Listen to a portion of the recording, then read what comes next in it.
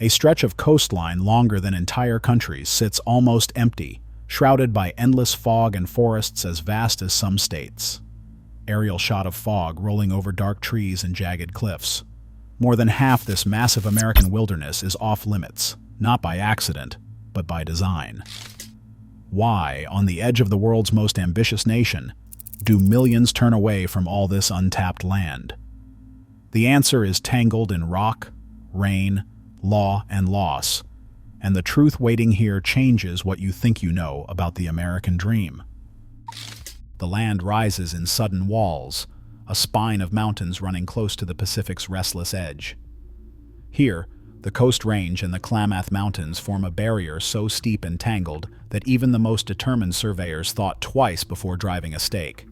Slopes tilt at impossible angles, their faces slick with rain and moss, roots clinging to rock. Winter storms roll in from the ocean, draping everything in a cold, heavy fog that swallows sound and color. The air tastes of salt and earth, thick with the scent of redwood needles and wet bark. High above, crowns of Douglas fir and Sitka spruce knit together, blocking the sun for days at a time. Rain falls in sheets, carving gullies and feeding 1,000 hidden streams. Even in summer, the ground never truly dries. Landslides are a fact of life. Whole hillsides can shift overnight, burying what little road there is, or sending it tumbling toward the surf below. Along this stretch, there is no interstate, no straight route hugging the coast. Instead, towns like Eureka and Crescent City in California, and Astoria and Coos Bay in Oregon, cling to narrow benches between mountain and sea. These towns exist in the thin seam where ocean and mountain meet. A single two-lane highway, U.S. Highway 101, winds through the trees, twisting around cliffs and over rivers, sometimes closed for days by mud and fallen timber. The forest presses close, ancient and unbroken, a living wall that resists every attempt to tame it. In this place, geography is not just a backdrop, it is a force that shapes every choice, every risk, every hope for what the land might one day become. Ownership of these forests is as tangled as their roots. More than half the interior land here belongs to the public. Millions of acres locked in national forests like Six Rivers, Klamath, and Rogue River Siskiyou, or set aside in redwood preserves since the late 1960s. Boundaries were drawn by acts of Congress and state legislatures, shaped as much by legal battles as by rivers and ridges. Timber companies once eyed these trees as profit, but the federal government stepped in, creating reserves that now stretch farther than some states. Stewardship goes deeper than paperwork. For thousands of years before the first surveyor's line, the Yurok, Karok, and Tolowa nations managed these woods with fire and tradition. Their treaties, many never honored, still echo through courtrooms and council meetings. Tribal lands cut through the map, sometimes adjacent to, sometimes overlapping with, federal holdings. Florence Gale, a Yurok leader, put it simply: "Our care for the redwoods is older than any law. We do not own the land owns us." Today, tribal governments manage river corridors and groves, blending ancestral knowledge with modern science. This patchwork of public, tribal, and preserved lands means vast stretches are off-limits to most development. Roads and subdivisions stop at the edge of the green. Here, the forest canopy is not just a wall of trees. It is a living shield, protected by law, by history, and by the people who have called it home for generations. Court orders landed like thunder in the late 1980s, freezing timber sales across millions of forested acres.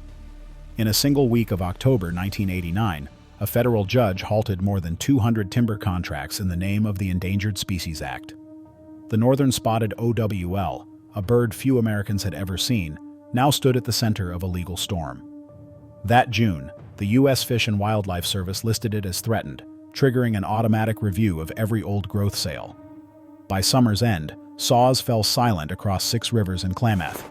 Memos from the Forest Service ordered immediate suspensions. Hundreds of millions of board feet were left standing, contracts voided overnight. The shutdowns reached deep into logging towns. Mills that had run for generations posted layoff notices. In Humboldt and Del Norte counties, harvests collapsed by more than 80% in just 3 years. National headlines called it the Owl War. On the ground, the sense of loss was raw. Protesters chained themselves to gates and staged tree sits high above the forest floor. Redwood Summer in 1990 drew thousands of students, veterans, and families. They marched through rain and mud and clashed with deputies and loggers. Hundreds were arrested, their faces splashed across the evening news. Dr. Martin Harrow, a forest policy historian, summed up the moment. It was a legal earthquake. The courts did not just slow the timber industry, they stopped it cold. Every town from Eureka northward felt the aftershocks. As the court battles raged, the region's economic foundations began to crack. Shops closed early, main streets emptied. The promise of the woods, jobs, growth, a future, seemed to vanish overnight. The sound of the mill whistle once echoed across the valleys at dawn, calling men from clapboard houses to the yards. In towns along the Northern California and Oregon coast, the air was thick with the scent of sawdust and steam, the ground trembling as logs thundered down metal chutes. Inside the mills, men worked shoulder to shoulder, some with hands scarred by decades of splinters, others still learning the groan of the big bandsaws. Steam donkeys and steel cables dragged whole redwoods from the slopes, their engines coughing in the mist. Shipments left the ports by the millions of board feet. Coos Bay alone loaded more timber in a month than some states saw in a year. Port manifests from the 1950s list cargo bound for Los Angeles, San Diego, even as far as Japan. Mechanization changed everything. The arrival of crawler tractors and high-lead yarders meant fewer men were needed, and jobs vanished by the hundreds. By the late 1980s, mills that once ran 3 shifts now sat silent, their windows broken, grass growing through the loading docks. Retired logger Walt Jensen remembers the last days. You could hear the saws winding down. It was like the whole town exhaled at once, and then nothing. As the mills closed, main streets emptied. Schools lost students. Union newsletters faded to a single page. The ports, once alive with the clang of chains and the shouts of stevedores, grew quiet. The boom years left behind rusted equipment and memories, but also a question that lingers in these hills. What happens to a place when its reason for being is gone? Every winter, the ground shifts beneath Highway 101. Winter softens the slopes, and rain soaks the soil until it simply lets go, sending tons of earth sliding across the asphalt or carving deep scars down to the bedrock. In some stretches, entire hillsides have moved more than 1 foot in a single season. Dr. Aaron Patel, a geotechnical scientist with the Forest Service, has tracked these changes for decades. She notes that repairs are constant, one landslide patched, another already forming down the line. The cost is staggering. Repair bills for a single major slide can run into the tens of millions, and the tally climbs each year as storms grow stronger. Climate models now predict wetter winters and more frequent extreme rainfall, accelerating the cycle.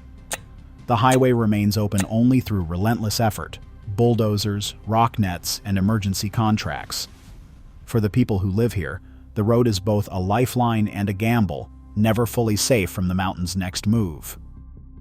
Wide shot, a faded sign welcomes travelers to Gold Beach, salt-crusted and wind-worn. A faded sign welcomes travelers to Gold Beach, but the town's mayor, Susan Klein, keeps her eye on more than the weather. Each spring, she waits for word from Salem about the latest round of broadband grant approvals.